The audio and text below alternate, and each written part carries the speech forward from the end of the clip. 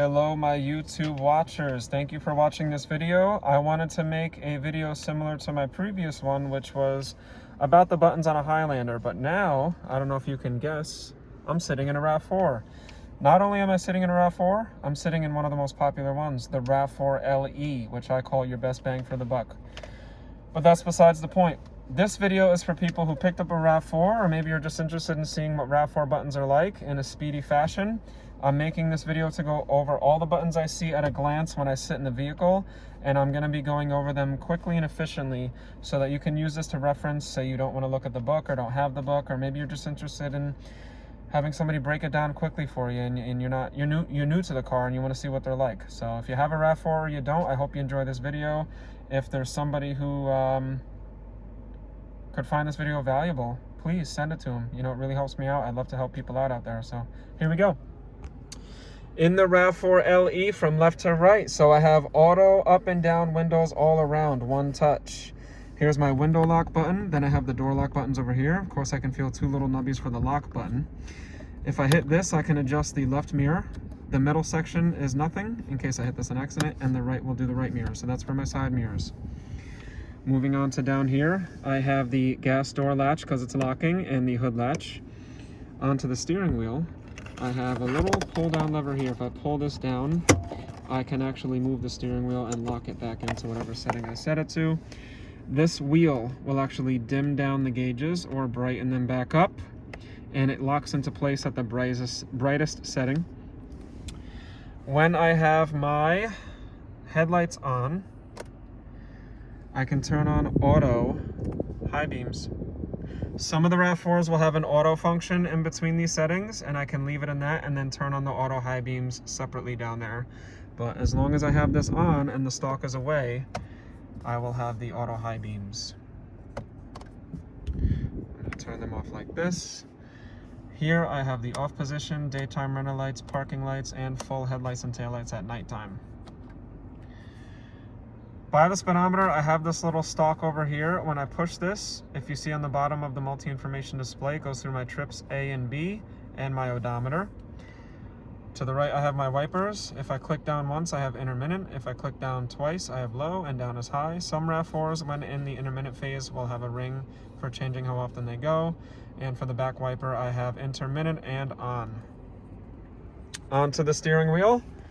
I have arrows with a select and back button for navigating the multi-information display. Multi-information display is the screen in the middle. That's how the car pretty much talks to me and gives me information, and will even give me warnings or tell me when it needs maintenance. So I can go through the different menus here, going left to right, back and forth, and when I'm in a menu, I can even go up and down. I can select something with this button over here, and I can hit back with that. When I'm connected to Bluetooth, I can pick up and hang up phone calls. I can change the volume to the phone call or the volume to the music here, as well as doing the voice commands. Onto the right side of the steering wheel for cruise control, no longer a stalk. I hit the radar button here, it'll say radar ready, and then I can set with that button, and then I can increase and decrease the speed. It's actually going to show the speed on the multi-information display there, and then I can raise and lower the speed. I can cancel it with the cancel button.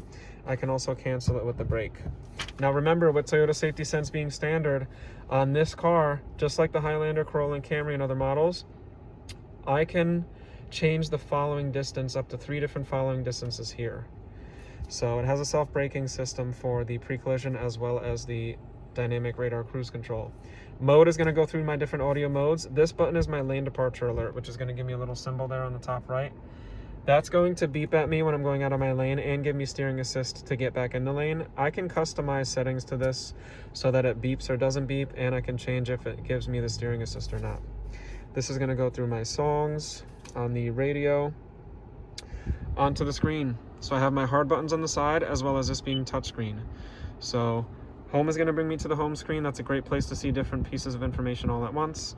And then menu is going to be a place where I can go to change settings and see different information about the vehicle.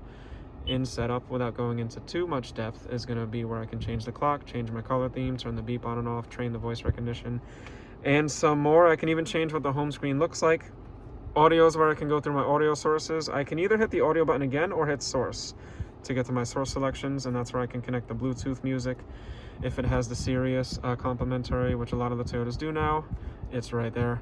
And then AM, FM. CDs are being phased out, so you're not going to see a CD player on this. Power on and off with the volume, tune and scroll, apps. This is going to go to my phone menu when I'm connected to see my phone calls or prompt me to connect one and seek and track. Here's my hazards so that people can see if I'm stopped or slowing down aggressively. Nice off-road style. I can use gloves here while operating the climate control, kind of bringing back that off-road heritage. Left one does the fan speed. See the little symbol here? Right one does the temp. No more digital. I got temp bars now. So I'm a little warm right now from my running around and talking, so I got it down on cool. On and off for the system, which I can resume like this. Front and rear defrost right next to each other. This changes my air direction. So right now I just want it on my face. I want to be cool. I'm going to turn that up. AC and recirculate I'm using together. That's going to maximize how cool my air is. This turns off the skid control, some people call it.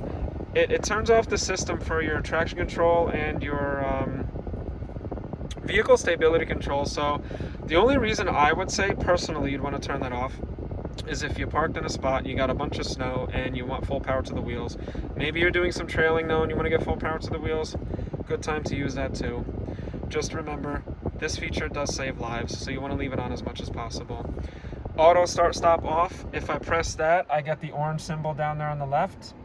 That is going to turn off the feature where the car's engine turns off at the red lights when you come to a stop. So say it's really cold outside and you want the heat to stay on, or it's really hot outside and you want the AC to stay on, you can turn that off and the car stays on at all times.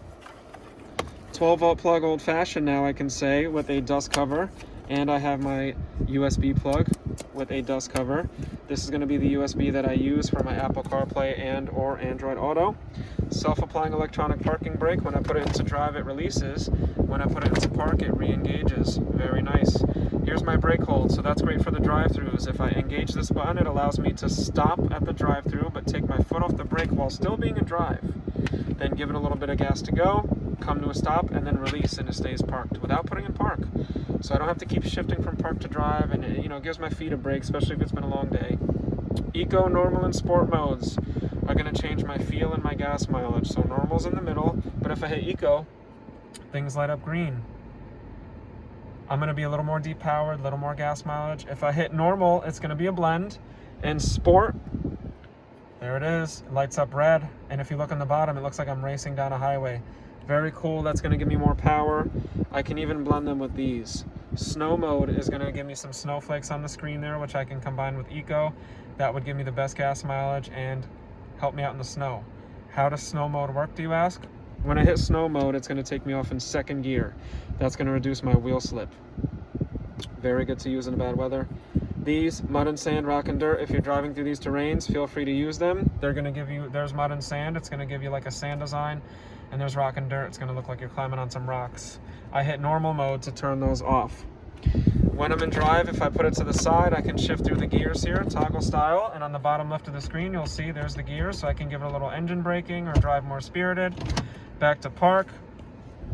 Inside the center console, some of the RAV4s have extra charging, the LE will not.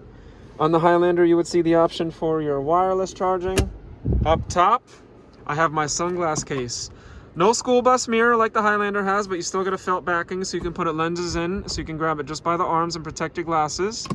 I can operate these separately, so it's not a push here like on some of the models, like on my pickup truck.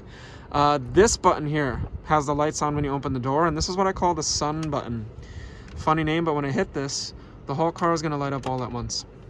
So this button here is going to be your safety connect. Why is there a plastic guard on it? Because when you are activated on this button actually will let you talk to emergency services or just send a signal to have them come your way. And that's your 2021 RAV4 LE. As always, I hope you guys enjoyed the video. If you found this video useful, please give me a like. And if there's somebody that you think would benefit from the video, please send it their way. Thanks again, everybody. I'll see you in the next one.